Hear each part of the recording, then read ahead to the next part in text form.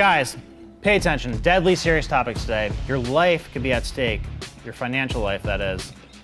Now, these three things are all things that come from societal pressure, but a lot of people fall for it because they think that people around them know what's best for them instead of them. So number one, college.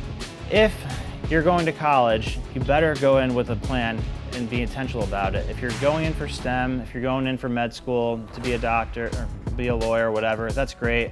But if you're going in just like a bumbling idiot, not knowing what you're going there for, spending $50,000 a year going into debt, then you're an idiot.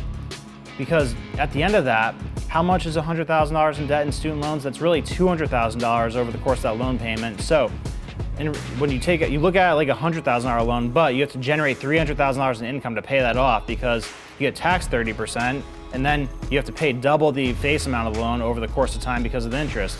So it's very deceiving. They don't teach you that in school, which should tell you everything right there. If you're not going into those 4 or 5 things that are actually worth going for, go into sales, learn about the stock market, read a ton of books, try to emulate somebody that you want to live a similar life to. I guarantee you'll learn more from just going down a rabbit hole on books than you'll ever learn in college. I went to college, I didn't start learning until I left college.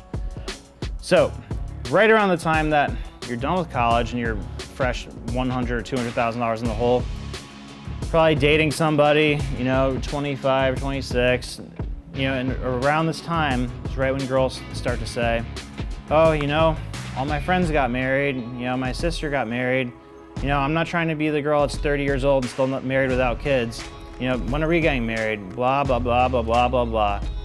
So, the problem with this is that today it costs about $60,000, $70,000 to get married. And you know what they say when you try to say, oh yeah, we'll have a cheap one. No, they're like, oh, I'm not gonna have a cheap wedding, like it's my special day, blah, blah, blah. So, avoid this crap at all costs. I'm not telling you to not get married, but if you think it's a good idea to spend 70 grand on a wedding while you have 100,000 student debt, while you're making 50 grand a year, you're insane. I don't know what the hell is wrong with you if you think that that's a good idea, but I know a lot of people that made those decisions and they think it's perfectly normal because people around them tell them it's normal. So that's the danger of conditioning from the people that are around you. Don't listen to that. I know you know this is wrong. I know that the people that I know that made these decisions know it's wrong, but when you cave to the crap that's around you, from the pressure that's around you, bad shit happens and you ruin your life. Number 3, right after you get married, think everything's great, blah, blah, blah. It's time to get a house, right? Take out a $400,000 mortgage when you're $200,000 in debt for college and just paid for a $70,000 wedding. Oh, that sounds like a good idea, right? Wrong, because that's bad debt. The difference between good debt and bad debt is good debt pays you every month.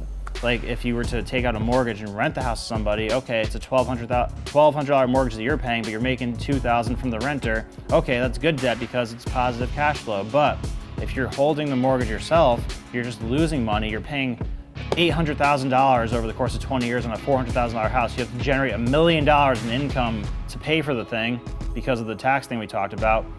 So how does that sound? Does that sound like a disaster, or does that sound like a good situation that you're in? Because I know a lot of people that are in this situation and don't think there's anything wrong with it. So if you get anything out of this, it's to say, do not let stupid ideas around you, stupid pressure around you make stupid decisions. I see a lot of people go down this path. I was pressured to go down this path here and there, avoided it like the plague. I recommend you do the same thing. Get it together. It's really easy to do well for yourself if you avoid stupid shit, stupid ideas, stupid social pressure. Anyway, thank you for watching. Check out my playlist here. I'm big into finance. Always talking about that stuff. You can get some of my past stuff here. Predicted stock market, everything I was gonna do the past 2 years before the Fed and whatnot. Check out my Minnect. Can't wait to talk to you. See you later. Peace.